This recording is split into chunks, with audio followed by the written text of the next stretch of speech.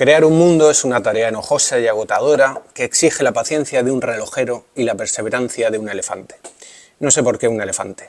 Quizá porque la palabra se me ha pegado con esa L inicial que si se deja caer coincide exactamente con la trompa de ese animal imposible. Por cierto, una de las obras maestras de mi padre. Pero no hay nada tan satisfactorio, ni siquiera un buen jardín, como ver el conjunto casi terminado, cuando solo necesita un par de golpes de cincel para despertar de una somnolencia precaria a la perfección de una vida ficticia. Bienvenidos a nuestra mesa de disección, coged guantes y escalpelo y prepárense para abrir la ficción de hoy en canal. Esto es Ficciópatas.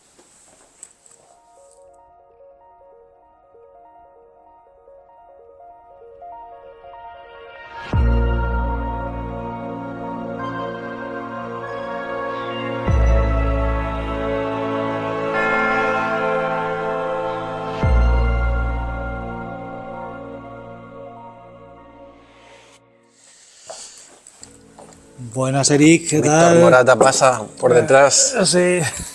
¿Qué tal? ¿Qué tal? Hoy estamos aquí en el episodio número 21 de nuestra tercera Pues temporada. el anterior no fue el 19, ya estoy perdido. Claro, no, el anterior fue el 20 con Chris. Ah, claro, cierto. Es que de una semana para otra Sí, se me olvida. Hoy es 9 de febrero, estamos aquí nuevamente en el Rancho Rosa, Sí. Nuestra como digo, casa de acogida artística. Y nada, ¿y hoy qué nos traes? ¿Qué es lo que nos has leído? Hoy traigo un autor argentino, Carlos Gardini, que te comentaba, fue una recomendación del escritor Ismael Orcero, que escucha este programa. Un saludo desde aquí. Un saludo y me recomendó que le echara un vistazo a este autor. Autor de ciencia ficción y fantasía. Sí, aunque luego hizo sus cositas con terror también, pero bueno, que sí, es más reconocido por la ciencia ficción y la fantasía. Sí, parece ser que tiene también... Y por sus traducciones. Sí, eso te iba a decir. Seguramente este hombre se ganó la vida, y digo se ganó porque murió en 2017, se ganó la vida más como traductor que como escritor. Pero muy buenas traducciones, o sea, o no sé si puedo opinar si son buenas traducciones o no, porque no las he leído, pero de muy buenos autores. Sí. O sea, me llamó la atención, joder. Y muy variados, además. Porque Sí, tiene muy tanto a Henry James como a Isaac Asimov. Se mueven todos más o menos Sí. por el o ciencia ficción o misterio, o Henry James, Robert Graves, Isaac Asimov, Ballard, Sí. Dickens, James Ellroy, Carl Vonnegut, James Carl Steinbeck. Vonnegut, Úrsula K. Le Guin, Sí. Gore Vidal. Sí, O sea, gente muy tocha, ¿eh? Sí, incluso una versión completa de los sonetos de William Shakespeare. Sí, todo esto sacado de Wikipedia. Pues, hombre, por supuesto, claro. La verdad es que sí, nuestra fuente de información, espero que sea verdad, entiendo que sí. Sí, bueno, sí que es verdad que ha sido muy reconocido por su obra como traductor, pero también por su obra propia, que ha sido traducida a su vez a varios idiomas, entre esos, el inglés, francés, el japonés, el italiano, entre otros, imagino. Este hombre, la verdad es que tiene una trayectoria bastante interesante. Y de las obras que ha traducido no me he fijado nunca, o si me he fijado, no me acuerdo, ¿no? Pero sí que varios de los autores que hay aquí los he leído yo con las editoriales que más o menos he traducido, entonces seguramente sea alguna de sus traducciones. Y por ejemplo, Isaac Asimov No lo sé, porque date cuenta que aunque sean editoriales grandes, que sean transoceánicas, o sea, que publiquen tanto en España como en Latinoamérica, él es argentino. Y las traducciones argentinas entiendo yo que, por ejemplo, hablarán de pieza en lugar de habitación, que el boss en lugar del... Sí. ¿Entiendes? Entonces, no lo sé. No sé si esas traducciones en particular igual las hemos leído o no. Lo comprobaré porque, por ejemplo, aquí hay ediciones B y ediciones Gigamesh. Míralo. Que son de... Sí, igual bueno, si solamente por curiosidad, Ya. yo lo pondré por ahí. Pero, Mira, a ver, sí. pero sí que, la verdad es que interesante como esa amalgama de géneros que él usaba para la traducción, y luego pues también su habilidad para mimetizarse o digamos, jugar con diferentes géneros. Sí, un autor que la verdad que yo reconozco que no había leído, que no conocía, y del que tampoco tengo mucha más información. Estuve mirando por internet, pero realmente más allá de la Wikipedia no hay mucha más información. Yo sí quiero ¿Sí? aportar ¿Encontraste algo? el tema de... Dentro de los premios que ha recibido, que ha sido muchos, me llamó la atención que había ganado el premio... Bueno, José Donoso. Sí, no, pero a mí me llamó más la atención que había ganado el premio Gignotus Ah, sí.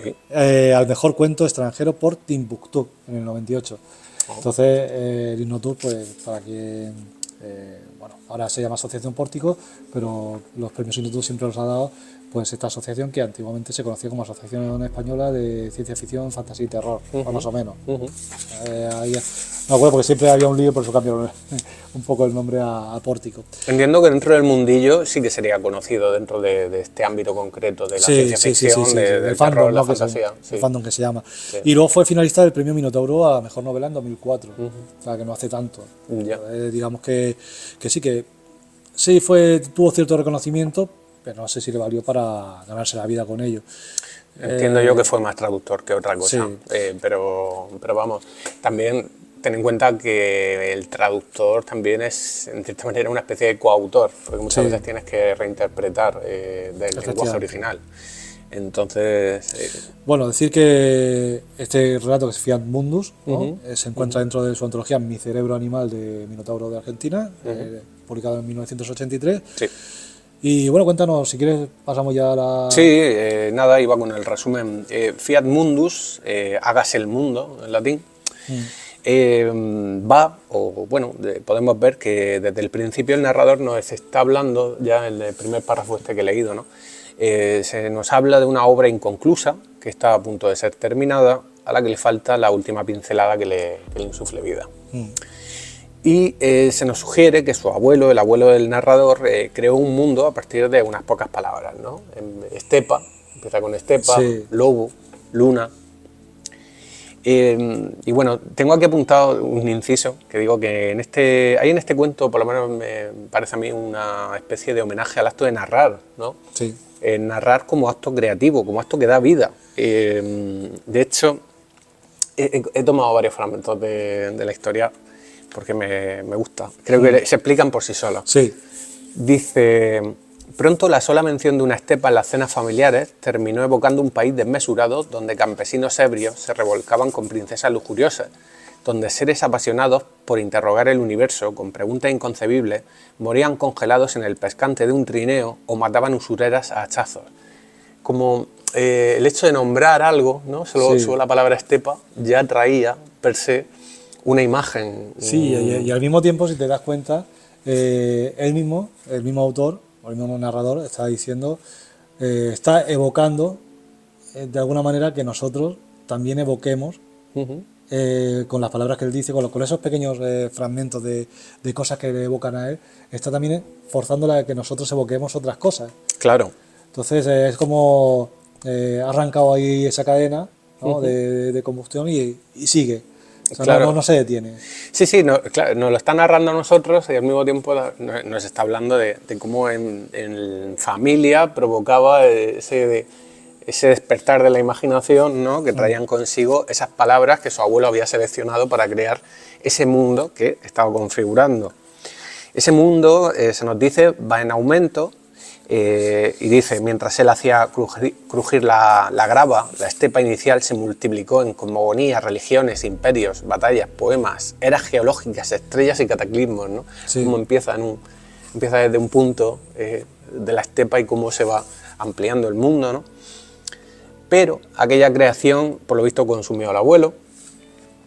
Dice el narrador que la abuela no le perdonó al abuelo abandonar jardines concretos por jardines imaginarios, ni que le inculcara esa idea extravagante al hijo, al padre del narrador, ¿no? Y dice que es ahora el padre el que continúa la creación, el padre del narrador. Usando las notas del abuelo, tramó una novela gigantesca, se nos dice. El padre aumenta el mundo del abuelo, pero no solo eso, sino que además le mete fantasía. De repente mete dragones en ese mundo, aunque luego decide extinguirlo. Sí. Bastante curioso. Los propios habitantes de ese mundo descubren como los restos de esos dragones, ¿no? Y dice que, bueno, que es ahora el narrador, en conversaciones con su padre, que ambos mantienen, que consiguen darle una mayor profundidad a los seres humanos que pueblan ese mundo, por ejemplo, dotándolos de sueños, ¿no? Y los hacen creer en señales divinas, Sí. en casualidades, les aportan significado. Hasta que finalmente el narrador hereda la labor. Y se nos dice que solo hace falta que él le insufle vida al conjunto. Finalmente nos revela en los últimos párrafos, que son precisamente estos párrafos los que van a aportar ese hálito de vida que necesita la creación para empezar a moverse, ¿no? Y nos revela que, en última instancia, en el último giro, digamos, que somos nosotros, los lectores, también creación suya. Sí. Y ese es el Juega aquí cuento. un poco con la metaliteratura, así, introduciendo al lector dentro del relato. Y sí, a mí ha habido cositas que me han llamado la atención. Referencias, a ver, hay referencias al principio que tienen mucha semejanza con el Génesis bíblico, ¿no? Sí, De hecho, al principio yo creo que juega a despistar, cuando dice una de las obras maestras de mi padre, y habla de que no hay nada más satisfactorio, ni siquiera un buen jardín, imagino que haciendo aquí Jardín del Edén. Jardín del Edén, Ujú. ¿no? Como ver el conjunto casi terminado. Cuando solo se necesita un par de golpes de cincel para despertar de una somnolencia precaria a la perfección de una vida ficticia. Entonces aquí yo creo que juega un poco con ese concepto de Génesis, pero claro, luego cuando ya añade lo que es la figura del abuelo, ya se queda uno, ¿qué pasa? Aquí no... de hecho, claro, Y de hecho al final menciona también a Dios sin mencionarlo. sí. Iría por partes. Sí. Es verdad que a mí me pasa como a ti, ¿no? Que cuando empiezas a leer, que de hecho en el párrafo que he leído yo al principio del programa de hoy, menciona que el elefante es una de las mejores creaciones del abuelo, ¿no? Ah, Del abuelo, del padre. Del padre. Claro, yo entendía, pero ¿quién es él, no? ¿De quién nos habla? Sí. Y entonces a mí me vino, pues, ¿está hablando Jesucristo o quién Claro, está hablando, claro. no? Realmente no lo entendía. Y es que el relato no lo entiendes hasta que llegas al final, sí, ¿no? Y te lo sí, puedes... lo que ese desenlace explosivo, ¿no? de sorpresa, ¿no? Sí, que vas entendiendo también pues que no, que está hablando de personas concretas y tiene una familia, abuelo, el padre, él, tal, etcétera, pero sí que parece que juega un poco ahí al engaño. Hay una tradición literaria familiar, Sí. en lo que yo voy entendiendo, según voy leyendo el relato, el abuelo, el padre y él, ¿no? De hecho busqué a ver si Carlo Gardini, su padre o su abuelo eran escritores, pero no encontré nada, no lo sé. Sí, está claro que aquí hay una familia de demiurgos, ¿no? No sé si se llama así, Sí, ¿no? podemos decir que son una Sí. familia de demiurgos. Sí. Porque incluso cuando habla de los años dice, esta palabra breve, Iocera que la inventó él con el descabellado propósito de encapsular el tiempo en de ese mundo.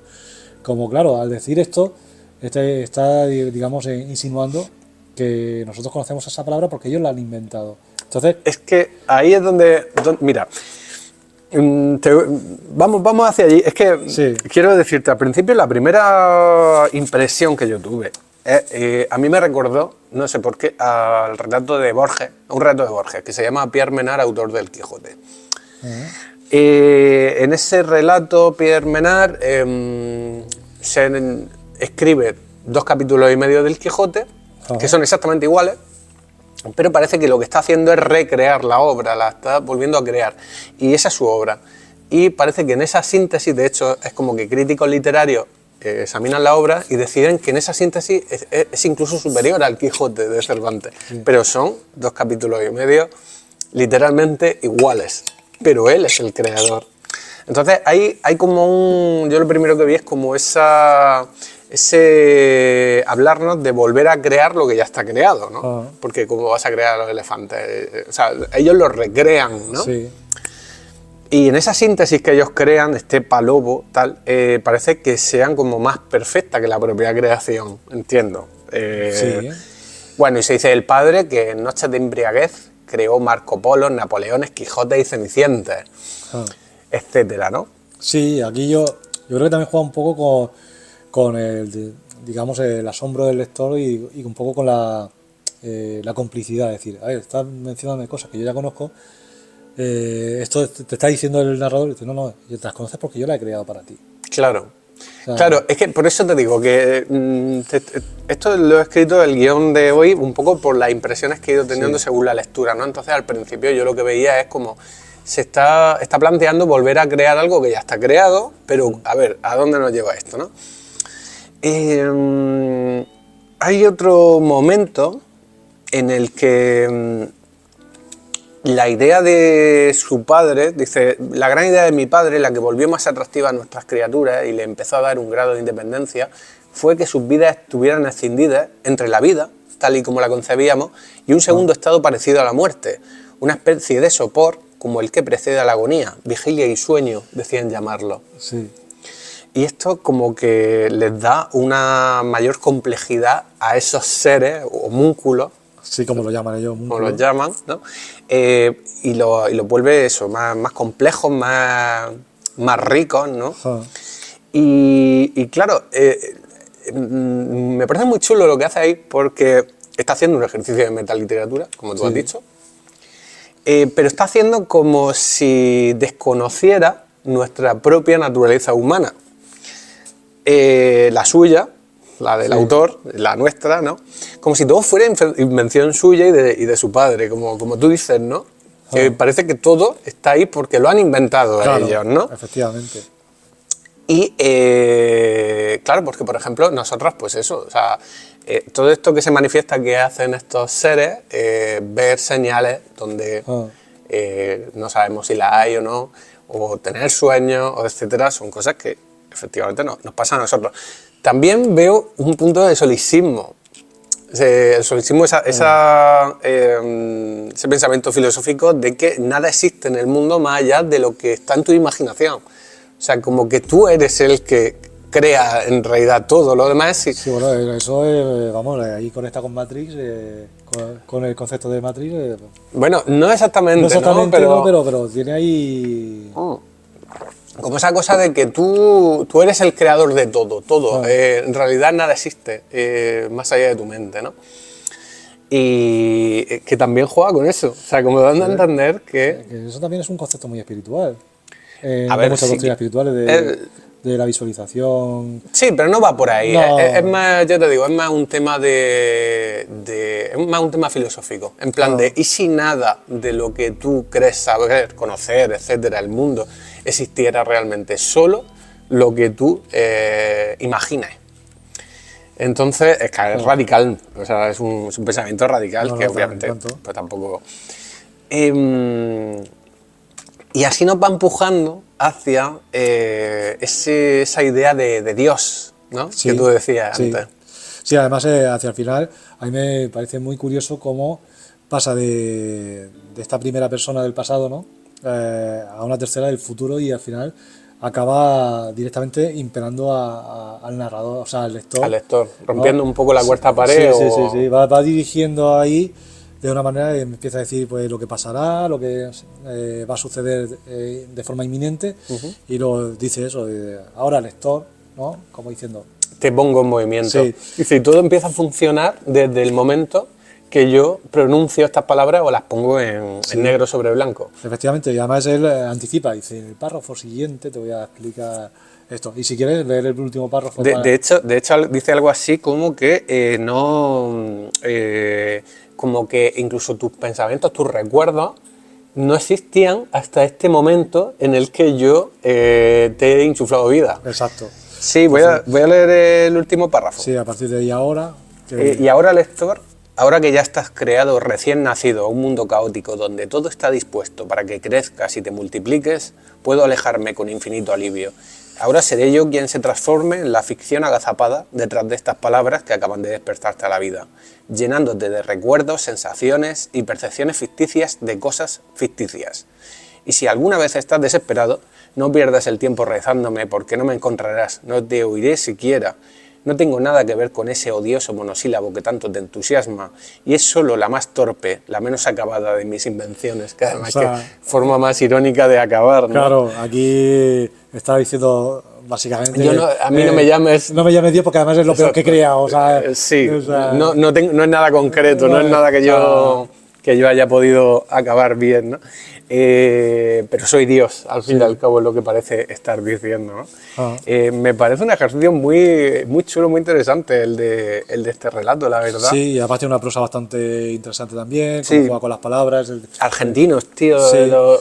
los argentinos que Pues qué fíjate buena prosa, ¿eh? Sí, pero tú fíjate que, como pasaba con otros autores que has traído tú, por ejemplo, de Latinoamérica, que tienen un lenguaje como más, Bueno, pero más, es que más en el más localizado. caso, ya, si, Sí, como Skármeta, ¿no? si está hablando de Skármeta, por ejemplo, es chileno, tiene más, más slang, Sí, más jerga. por eso que digo que Eh, aquí este lenguaje no lo veo tan localizado, ¿no? O sea, Pero es por lo que te digo, porque aunque en Argentina tengan como términos más que son para nosotros son un poco ajenos, es que en Chile particularmente usan mucha jerga y o conoces la jerga o estás perdido, sí, eso yo lo entiendo. pues no sé cómo vamos, y no sé si quieres decir... Vamos bastante bien, ¿eh? Sí. O sea, nada, quería comentar sobre la técnica que me he apuntado aquí, digo, que es precisamente en el uso de los tropos donde solemos ver normalmente la habilidad de un escritor. Y cuando escribimos, y esto es algo que pensé a colación de este relato al leerlo, cuando escribimos tenemos que usar códigos que los demás encuentren reconocibles, porque si escribimos algo demasiado ajeno, el lector pierde el vínculo con el texto. Pero si escribimos algo demasiado cliché, el lector se aburre. O sea, y como escritores siempre hay que ir un poco con un pie en cada sitio y manteniendo un equilibrio en ese sentido, ¿no? Entonces, hay que tomar tropos que son conocidos, esto es algo que hacen muchos autores, tomar tropos que son conocidos y enrarecerlos, doblarlos, ¿sabes? Modificarlos para convertirlos en algo nuevo. Claro, de hecho, él también aquí de forma no muy velada, pero lo habla, eso precisamente estás hablando, dice, a menudo comentaba conmigo cambios, hablando de su padre, y de alteraciones y extrapolaciones, y discutíamos los detalles de cada átomo, de cada molécula, entonces, digamos que es precisamente eso, lo de adaptar. Ahí es verdad que no había pillado yo ese simbolismo, ¿no? Pero se puede simbólicamente estar Y hablando... antes de que se me pase, una pregunta, ¿tú crees que el hecho de la mención de la estepa y el lobo es casual? ¿El lobo estepario? No lo sé. La verdad que ahora que lo dices no lo había Porque pensado. a ver, una estepa no solamente hay lobos. Ya. O sea, y hay, hay más palabras aparte de estepa. Ya. O sea, y el hecho de que esas dos palabras estén en un mismo párrafo, o sea, a mí me llevan a pensar en Hermann Hesse. No, claro. Entonces no sé si... No había caído. Que además es coetáneo, imagino, creo del De relato. Gardini, sí puede ser. Pues, tío, no lo había pensado. Pero bueno, me ha dejado un poco sin saber qué decirte. En realidad es un la verdad. homenaje a la literatura, creo que es un homenaje así al acto de crear. Puede ser que él literario. fuera especialmente fan de Hermann Hesse y que, oye, que estuviera haciendo una especie de homenaje, la verdad que sí, no lo había pensado. Bueno, respecto a esto que te decía, ¿no?